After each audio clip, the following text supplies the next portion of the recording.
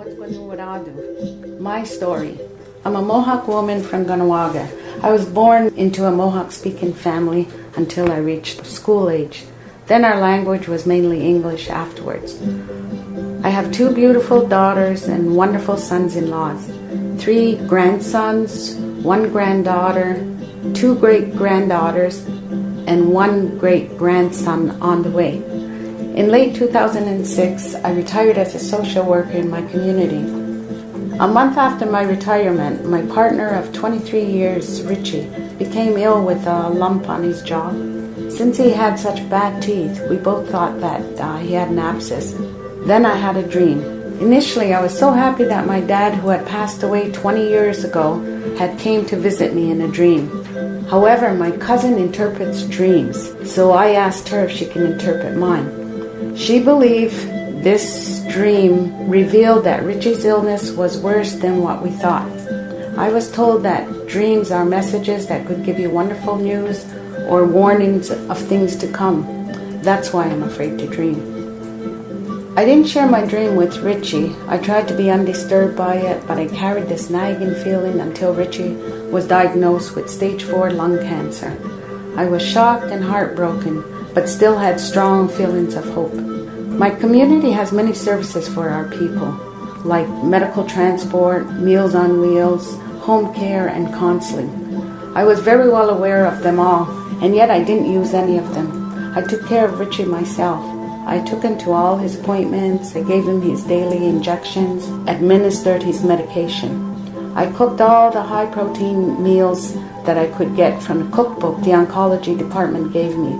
It never occurred to me to ask for assistance for myself. I loved Richie and wanted to give him the best care possible.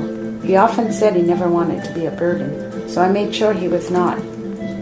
But stress does come into the picture, no matter how hard you try.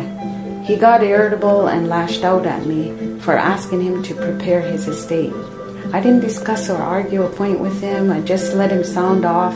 To release my helplessness, guilt, and fear, I would do the laundry downstairs and cry into a pillow. It's odd to say that the laundry room was my sanctuary, where I could go cry without him seeing or hearing me. It was a place for me to pray. I prayed every morning and night, thanking our Creator for all that I did have. I also prayed and burned tobacco for a cure for Richie, and spoke to Grandmother Moon for the strength to care for him. My spirituality helped me tremendously during these times. I lost 20 pounds while I cared for Richie. Caring for a loved one, you forget about yourself. You don't intend to forget, it just happens. You want to do everything and you think you have the ability to handle a grave situation. But you have to be kind to yourself. You have to remember you're human and not a superwoman. I was a social worker for 12 years, but I didn't ask for help. It's important to talk to someone about your feelings. Crying is good, but it's not good enough. Richie's wish was to die at home. During the last week of his life, the doctor showed us the palliative care room. He was sent home with morphine patches for the weekend, expecting him to return. I knew I could take care of him and respect his wishes. I made my first request for help to his family doctor, who made it clear under no circumstances was he going to assist us. He said, "I'm going to put a bed aside and I hope when I come in the morning he'll be there." He had pushed me to the wall. I felt helpless and defeated, but I knew I wasn't taking him to the hospital. That wasn't what he wanted. That's when I started making calls. I didn't have time to wait. I needed help. Fortunately, with the aid of a head nurse and home care nurse here, Richie got his wish and died at home with his loved ones.